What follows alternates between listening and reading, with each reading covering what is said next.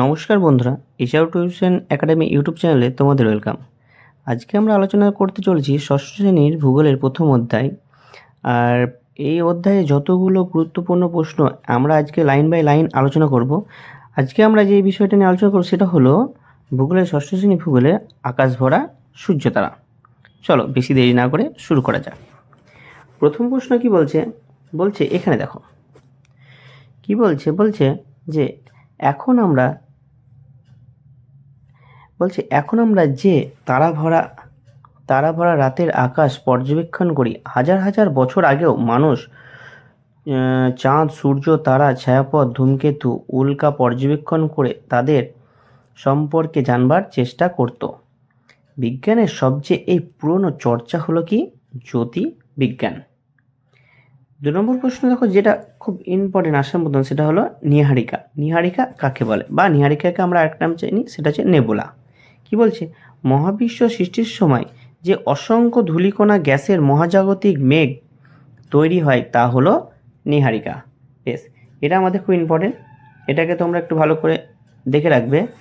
তারপরে যেটা আমাদের আসার মতো সেটা হলো ছায়াপথ কাকে বলে? ছায়াপথ বলছে লক্ষ লক্ষ নক্ষত্র নিয়ে এক একটা ছায়াপথ বা গ্যালাক্সি তৈরি হয়। এছাড়াও আর একটা হলো, সেটা হলো আকাশগঙ্গা, যেটাকে আমরা মিল্কি ওয়ে বলেও জেনে থাকি। কি বলছে? সূর্য, পৃথিবী ও অন্যান্য গ্রহ একই রকম আকাশগঙ্গা নামে পরিচিত। একটা ছায়াপথে রয়েছে ছায়াপথগুলো পেঁচানো, ডিম্বাকার ইত্যাদি নানান রকম আকৃতির হয়। প্রায় 10,000 কোটি নক্ষত্র, গ্যাস, ধূলিকণা নিয়ে আকাশগঙ্গা একটি বিরাট পেঁচানো ছায়াপথ। তারপরে যেটা আসার মতো সেটা হচ্ছে এখানে দেখো কি বলছে। বলছে এটা একটু দেখে রাখবে। বলছে বাড়ির কাছাকাছি কোনো প্ল্যানেটেরিয়াম গিয়ে দেখে এসো যে কৃত্রিমভাবে মহাকাশ, গ্রহ, তারা সব কিছুই দেখতে পাবে। তারপরে যেটা তোমাদের আসার মতন খুব ইম্পর্টেন্ট সেটা হচ্ছে এখানে দেখো, তারারা কোটি কোটি কিলোমিটার দূরে রয়েছে। সূর্যের পরে আমাদের সবথেকে কাছে তারা হলো প্রক্সিমা, রয়েছে প্রায় কত? 41 লক্ষ কোটি কিমি দূরে। সে তুলনায় সূর্য অনেক কাছেই আছে, দূরত্ব প্রায় কত কিমি? 15 কোটি কিমি। তাহলে সূর্য থেকে আমাদের দূরত্ব কত কিমি? 15 কোটি কিমি। তাই সূর্যকে বড় আগুনের থালার মতো দেখায়। এটাও আমাদের অনেক সময় পরীক্ষায় এসে থাকে। এই লাইনটা দেখো, বলছে সূর্য থেকে পৃথিবীতে আলো পৌঁছাতে কত সময় লাগে? সূর্য থেকে পৃথিবীতে আলো পৌঁছাতে কত সময় লাগে? সময় লাগে 8 মিনিট 20 সেকেন্ড, বা অনেক ক্ষেত্রে 8 মিনিট 19 সেকেন্ডও বলে থাকে। তারপরে কি বলছে? বলছে বায়ুশূন্য অবস্থায় আলোর গতিবেগ কত? আলোর গতিবেগ কত? 1 সেকেন্ডে প্রায় 3 লক্ষ কিমি। আলোর গতিবেগ কত? 1 সেকেন্ডে 3 লক্ষ কিমি। আর আলোকবর্ষ কাকে বলে? বলছে এই গতিবেগ 1 বছরে আলো যতটা দূরত্ব পার করে তা হলো 1 আলোকবর্ষ। তাহলে বুঝতে পেরেছ? তারপরে কি বলছে? তারপরে নক্ষত্রমণ্ডল কাকে বলে? বলছে কাছাকাছি থাকা তারাগুলো কাল্পনিকভাবে যোগ করলে বিভিন্ন আকৃতি তৈরি হয়। এই রকম এক একটা তারার ঝাঁককে বলে নক্ষত্রমণ্ডল। এরপরে দেখো সপ্তর্ষি মণ্ডল কাকে বলে? বলছে উত্তর আকাশে 7টি উজ্জ্বল তারা আমরা যাকে বলি সপ্তর্ষি মণ্ডল। এছাড়াও আর একটা হলো, সেটা হচ্ছে কালপুরুষ, আর একটা হলো বক্রমণ্ডল। এগুলো তোমরা দেখে রাখবে। চলো এরপরে দেখি আসার মতো কোনটা আছে। দেখো এই পয়েন্টে, দেখো কি, এই পয়েন্টটা খুব ইম্পর্টেন্ট, সেটা হচ্ছে টেলিস্কোপ কি? বলছে আগেকার দিনে বা এখনও টেলিস্কোপ ব্যবহার করা হয় কিসে? টেলিস্কোপ ব্যবহার করা হয় দূরের কোনো জিনিসকে দেখার জন্য, আমরা টেলিস্কোপ ব্যবহার করে থাকি।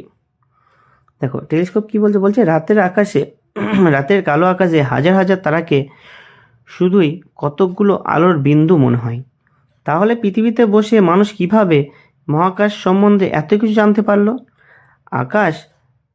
আকাশ দেখার জন্য কাঁচ লাগানো বিশাল চোঙ, যেটাকে আমরা দূরবীন বা টেলিস্কোপ বলে থাকি বা দরকার হয়। প্রতিটা টেলিস্কোপের জন্য তৈরি করা হয়েছে বিরাট গোলাকার গম্বুজ, যাকে আমরা মানমন্দিরও বলে থাকি।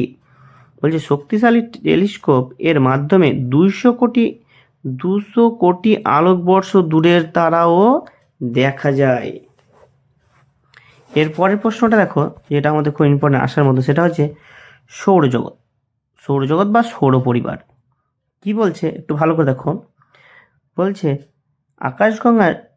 আকাশগঙ্গার লক্ষ কোটি তারার মধ্যে একটি মাঝারি হলুদ তারা কি সূর্য। প্রায় 460 কোটি বছর আগে মহাশূন্যের ভাসমান ধূলিকণা বলছে হাইড্রোজেন হিলিয়াম গ্যাসের বিশাল মেঘ সংকুচিত হয়ে জমাট বেঁধে তৈরি হয়েছে সূর্য। তাহলে সূর্য কিভাবে তৈরি হয়েছে, ঠিক এখান থেকে এটা পুরোটাকে তোমরা একটু মনে রেখে দেবে।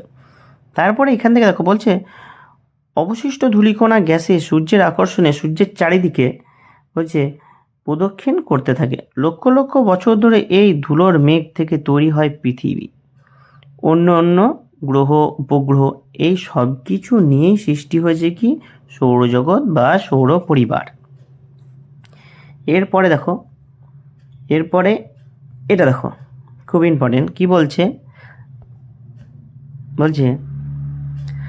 আমরা যা ঠিকভাবে আঁকতে পারি না। কি বলছে সৌরজগতে ঠিক ছবি আঁকা যায় না। সূর্য পৃথিবীর থেকে 13 লক্ষ গুণ বড়। সূর্য পৃথিবীর থেকে কত লক্ষ গুণ বড়? 13 লক্ষ গুণ বড়। এটা অনেক সময় আমাদের পরীক্ষায় এসে থাকে। এছাড়াও এটা দেখো বৃহস্পতির মধ্যে ঢুকে যেতে পারে কত পৃথিবী? 1300 পৃথিবী। তাহলে পৃথিবীর থেকে বৃহস্পতি গ্রহ কত বড়? 1300 গুণ বড়। বলছে তাহলে কি করে একই ছবিতে সূর্য, বৃহস্পতি আর পৃথিবীকে একসাথে দেখানো যাবে? বলছে সৌরজগতে যে ছবি আঁকা হয় তা শুধুমাত্র ধারণা তৈরি করার জন্য। চলো এরপরেরটা দেখো, এখানে লক্ষ্য করো, এটাও অনেক সময় পরীক্ষায় দিয়ে থাকে। বলছে সূর্যের বাইরের দিকে উষ্ণতা কত? প্রায় 60,000 ডিগ্রি সেন্টিগ্রেড বা যেটা সেলসিয়াস বলে থাকি। আর ভিতরের দিকে কত? 1.5 কোটি ডিগ্রি সেন্টিগ্রেড। এটা খুব ইম্পর্টেন্ট। এর পরেরটা দেখো বলছে পৃথিবীর চেয়ে সূর্য 13 লক্ষ গুণ বড় আর 3 লক্ষ গুণ বেশি ভারী। এটা দেখো সূর্য রশ্মির 200 কোটি ভাগের মাত্র 1 ভাগ পৃথিবীতে এসে পৌঁছায়, আর তাতেই গরমের সময় আমাদের অবস্থা খুব খারাপ হয়ে যায় সামান্য এইটুকু তাপমানে। তাহলে ভাবো সূর্যের 200 কোটি ভাগের 1 ভাগ মাত্র আমাদের পৃথিবীতে এসে পৌঁছাচ্ছে। এবার এই নিচেটা দেখো কি বলছে সূর্যের মতো মাঝারি হলুদ নক্ষত্রের আয়ু কত? সাধারণত 1000 কোটি বছর। চলো এরপরে যেটা আসার মতন সেটা আমরা দেখি। বলছে সৌরঝড় বা সোলার স্টর্ম কাকে বলে? বলছে সূর্যের বাইরের অংশে করোনা ছোট ছোট বিস্ফোরণ হলে প্রচুর পরিমাণে আয়নিত কণা, গ্যাস, সূর্য রশ্মি চারিদিকে ছড়িয়ে পড়ে। একেই সৌরঝড় বা সোলার স্টর্ম বলে। আর প্রতি 11 বছর অন্তর এই ঝড় জোরালো হয়। এরপরে দেখো খুব ইম্পর্টেন্ট আসার মতো, সেটা হচ্ছে সন্ধ্যা তারা। বলছে সূর্যাস্তের পর পশ্চিম আকাশে সব থেকে উজ্জ্বল জ্যোতিষ্ক দেখা যায়, তাকে আমরা কি বলি? সন্ধ্যা তারা। আর শুক্র গ্রহ কি? বলছে কিন্তু ভালো করে লক্ষ্য করলে দেখতে পাবে ওটা তারার মতো মোটেই মিটমিট করে না, ওটা আসলে কি শুক্র গ্রহ। তারপরে দেখো এবার আমরা চলে এলাম কি গ্রহ কি ভালো করে দেখো। গ্রহ কি? বলছে গ্রহে নিজস্ব আলো ও উত্তাপ নেই। নক্ষত্রের আলোয় আলোকিত হয়। 3 নম্বর কি বলছে নক্ষত্রের আকর্ষণে নক্ষত্রের চারিদিকে ঘোরে।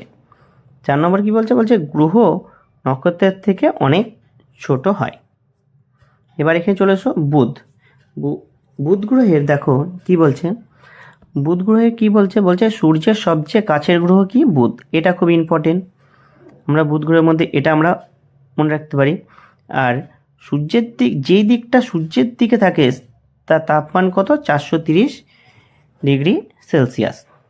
এরপরে দেখো শুক্র গ্রহের যেটা খুব ইম্পর্টেন্ট সেটা হলো পৃথিবীর সবচেয়ে কাছের এই গ্রহ পৃথিবীর প্রায় সমান মাপের, আর পরিক্রমণ করতে কত সময় নেয়? 225 দিন।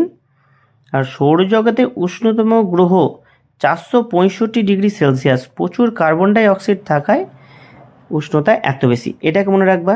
সৌরজগতের সব থেকে উষ্ণতম গ্রহ কোনটি? তখন আমাদের বলতে হবে কি শুক্র গ্রহ। পৃথিবী, এটা খুব ইম্পর্টেন্ট। পৃথিবী বলছে সূর্যের থেকে কত দূরত্বে পৃথিবী থাকে? 15 কোটি কিমি।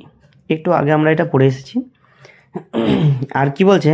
বলছে পৃথিবীর গড় তাপমান কত? পৃথিবীর গড় তাপমান হলো 15 ডিগ্রি সেলসিয়াস। সৌরজগতে একমাত্র গ্রহ যেখানে প্রাণের অস্তিত্ব আছে। আবর্তন করতে কত সময় লাগে সূর্যকে আবর্তন করতে? বলছে পৃথিবীর আবর্তনের সময় হচ্ছে 23 ঘন্টা 56 মিনিট 4 সেকেন্ড, যেটাকে আমরা একদিন ধরে থাকি। আর বলছে পরিক্রমণ করতে কত সময় লাগে? বলছে 365 দিন 5 ঘন্টা 48 মিনিট 46 সেকেন্ড। সূর্যকে একবার পরিক্রমণ করতে কত সময় নিচ্ছে? 365 দিন 5 ঘন্টা 48 মিনিট 46 সেকেন্ড, যেটাকে আমরা 1 বছর ধরে থাকি। আর পৃথিবীকে আমরা আর একটা কী নামে জানি? সেটা হচ্ছে নীল গ্রহ। মহাকাশ থেকে নীল রঙের দেখাই বলে। মঙ্গল গ্রহের দেখো, মঙ্গল গ্রহের লাল গ্রহ নামে আমরা কোন গ্রহকে জেনে থাকি? সেটা হচ্ছে মঙ্গল গ্রহ। আর মঙ্গল গ্রহে এরপরে খুব ইম্পর্টেন্ট হলো এটা কি, বামন গ্রহ, প্লুটো। বলছে একসময় প্লুটোকে সৌরজগতের গ্রহ হিসেবে ধরা হতো, কিন্তু 2006 সালে জ্যোতির্বিজ্ঞানীরা প্লুটোকে বামন গ্রহ আখ্যা দিয়েছেন। নিজের কক্ষপথে কোনো মহাজাগতিক বস্তু এলে বামন গ্রহেরা তা সরিয়ে দিতে পারে না। বলছে চাঁদের থেকেও ছোট প্লুটো সূর্যকে পরিক্রমণ করে 248 বছরে। এরপরে দেখো উপগ্রহ। উপগ্রহ কি বা উপগ্রহ কাকে বলে? বলছে যে জ্যোতিষ্কগুলো নিজের আলো ও উত্তাপ ছাড়া গ্রহের আকর্ষণে গ্রহের চারিদিকে ঘুরে তাদের উপগ্রহ বলে। যেমন আমাদের পৃথিবীর একমাত্র উপগ্রহের নাম কি? সেটা হলো চাঁদ। আর পৃথিবী থেকে কতটা দূরত্বে বাস করছে? বলছে পৃথিবী থেকে এর দূরত্ব 3,84,000 কিমি। এরপরে দেখো খুব ইম্পর্টেন্ট, সেটা হচ্ছে এখানে দেখো চন্দ্রমাস কাকে বলে বা চন্দ্রকলা। কি বলছে দেখো, বলছে অমাবস্যা থেকে পূর্ণিমা, আবার পূর্ণিমা থেকে অমাবস্যা চাঁদের আলোকিত অংশে দ্বারা বলছে অংশের বাড়া কমাকে বলে চন্দ্রকলা। আর একটা পূর্ণিমা থেকে আর একটা পূর্ণিমা পর্যন্ত সময়কে বলা হয় চন্দ্রমাস। এটা দেখো, এটা কি বলছে? এটাও খুব ইম্পর্টেন্ট। কি বলছে? গ্রহ আর বিশেষ উপগ্রহ। বলছে পৃথিবীর উপগ্রহের নাম কি? চাঁদ। পৃথিবীর উপগ্রহের নাম চাঁদ। পৃথিবীর কটি উপগ্রহ? একটি। মঙ্গল গ্রহের 2টি উপগ্রহ, ডাইমস আর ফোবস। বৃহস্পতির কটি উপগ্রহ? 67টি। এর মধ্যে ইম্পর্টেন্ট কি কি হচ্ছে?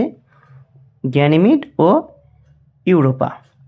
শনির কটি উপগ্রহ? 53টি। টাইটান তার মধ্যে বৃহত্তম। ইউরেনাসের 27টি। এর মধ্যে উল্লেখযোগ্য হলো মিরান্ডা। আর নেপচুনের 13টি, তার মধ্যে টাইটান। চলো এরপরে দেখে নিই। এরপরে হচ্ছে খুব ইম্পর্টেন্ট হলো গ্রহাণুপুঞ্জ। গ্রহাণুপুঞ্জ কাকে বলে? বলছে গ্রহের মতোই ছোট ছোট জ্যোতিষ্ক, গ্রহের মতোই ছোট ছোট জ্যোতিষ্ক গ্রহাণু। বলছে নির্দিষ্ট কক্ষপথে সূর্যের চারিদিকে পাক খায়, এদের একসঙ্গে গ্রহাণুপুঞ্জ বলে থাকে। বলছে মঙ্গল আর বৃহস্পতির মাঝে প্রায় 40,000 গ্রহাণুপুঞ্জ দেখা যায়। সেরেস হলো সৌরজগতের বৃহত্তম গ্রহাণু, এটা একটু মনে রেখে দেবে। তারপরে দেখো ধূমকেতু। বলছে পৃথিবী থেকে হ্যালির ধূমকেতু 76 বছর বাদে দেখা যায়। 1986 সালে একে শেষ দেখা গেছে। আবার কত সাল পর একে দেখা যেতে পারে বলো তো? এটা তোমরা কমেন্টে উত্তরটা জানাবে। তারপরে দেখো এখানে দেখো ধূমকেতু। ধূমকেতু কাকে বলে?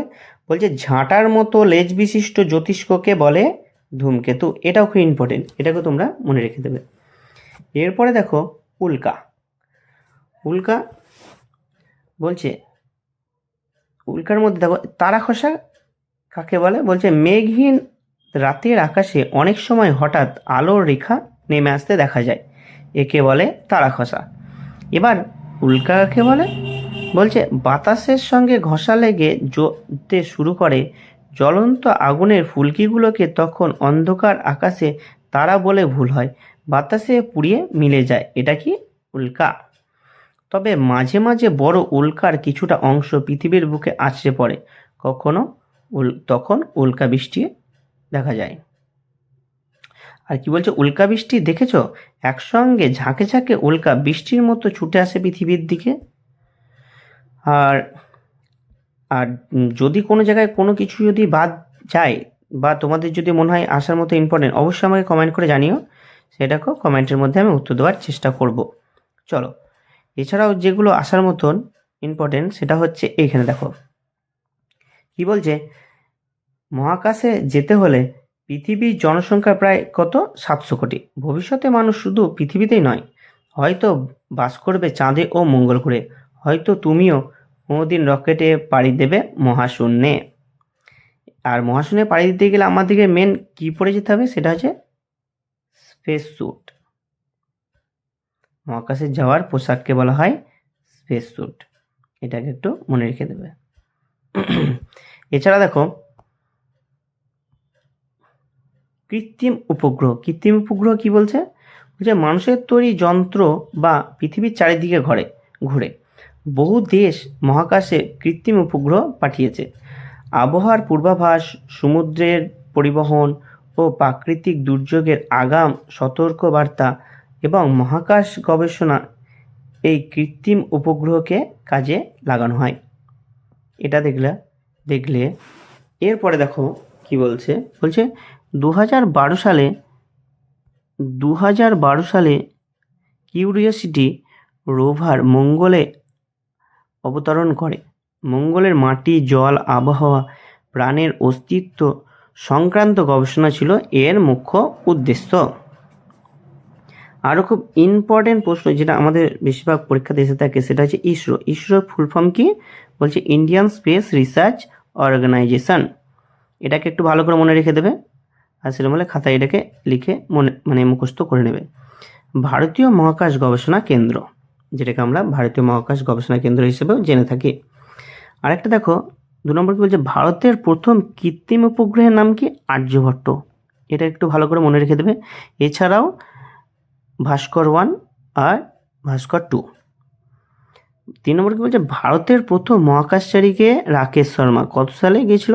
1984 সালে প্রথম মহাকাশে যাত্রা করেন, 1984 সালে। আর চন্দ্রয়ান 1, ভারতের প্রথম চাঁদে যাবার প্রথম চন্দ্রয়ান 1 হলো ভারতের প্রথম চন্দ্রযানের চাঁদের অবতরণ, যেটা 2008 সালে গিয়েছিল। চন্দ্রগ্রহণ দেখো, চন্দ্রগ্রহণ কি বলছে, কোনো কোনো পূর্ণিমায় পৃথিবীর ছায়ায় চাঁদ ঢেকে গিয়ে চন্দ্রগ্রহণ হয়। চন্দ্রগ্রহণ বা সূর্যগ্রহণ চলাকালীন জল, রান্না করা খাবারের বিষক্রিয়া হয়। বাড়ির বাইরে যেতে নেই, এমন কতকগুলো ভুল ধারণা প্রচলিত আছে। এগুলো কোনো বিজ্ঞানসম্মত ভিত্তি নেই। চন্দ্রগ্রহণ, সূর্যগ্রহণ অতি সাধারণ মহাজাগতিক ঘটনা। চলো, এছাড়াও কয়েকটি খুব ইম্পর্টেন্ট প্রশ্ন দেখো। বলছে মহাকাশচারী কি বলছে দেখো, বলছে মহাকাশে প্রথম যাত্রী কে ছিলেন? রাশিয়ার একটি কুকুর, যার নাম ছিল কি? লাইকা। কত সালে গেছিল? 1957 সালে। তারপরে 2 নম্বরে দেখো কি বলছে পৃথিবীর প্রথম মহাকাশচারী কে ছিলেন? Yuri Gagarin. এগুলো কিন্তু খুব ইম্পর্টেন্ট, পরীক্ষায় সব সময় বেশিরভাগ টাইমে এগুলো দিয়ে থাকে। আর প্রথম মহিলা মহাকাশচারী কে ছিলেন? Valentina Tereshkova. এটাও একটু ভালো করে দেখে রাখবে আর মুখস্থ করে রাখবে। আর ভারতের মধ্যে কে? কল্পনা চাওলা, প্রথম ভারতীয় মহিলা যিনি মহাশূন্যে পাড়ি দেন। কবে? 1997 সালে 1 ফেব্রুয়ারি। এখানে দেখো চাঁদের অভিযান। বলছে 1959-এর 16 জুলাই আমেরিকার কেনেডি স্পেস সেন্টার থেকে উড়ে গেল অ্যাপোলো 11। এর মূল অংশ কলম্বিয়াতে মহাকাশচারীরা ছিলেন আর ঈগল নামে আরেক অংশের সাহায্য নিল নীল আর্মস্ট্রং ও এডউইন অ্যালড্রিন। চাঁদের মাটি ছুঁলেন কবে? 20 জুলাই। এটা দেখো, বলছে সুনিতা উইলিয়ামসের জন্মসূত্রে দ্বিতীয় ভারতীয় যিনি মহিলা মহাকাশচারী যিনি সবথেকে বেশি সময় মহাকাশে কাটিয়েছেন। চলো, এছাড়াও আসার মতো সেটা হচ্ছে এইখানে দেখো, বলছে মিলিয়ে দাও। এই মিলটা ভালো করে তোমরা লক্ষ্য করে নেবে, আর এটাকে তোমাদের এটা হোমওয়ার্ক, এটাকে তোমরা নিজেই প্র্যাকটিস করবে। আগেকার প্রশ্নগুলো ওগুলো যদি তোমরা ঠিকঠাক লক্ষ্য করে থাকো তাহলে এগুলো তোমরা খুব সহজেই করে নিতে পারবে। এই অধ্যায়ে যতগুলো তোমাদের আসার মতো ইম্পর্টেন্ট প্রশ্ন ছিল সবগুলোই তোমাদের সামনে তুলে ধরলাম। ভিডিওটা কেমন লাগলো অবশ্যই কমেন্ট করে জানিও, আর দেখা হচ্ছে পরবর্তী ভিডিওতে। আর অবশ্যই একটা লাইক এবং সাবস্ক্রাইব করে যেও। দেখা হচ্ছে পরবর্তী ভিডিওতে। ধন্যবাদ।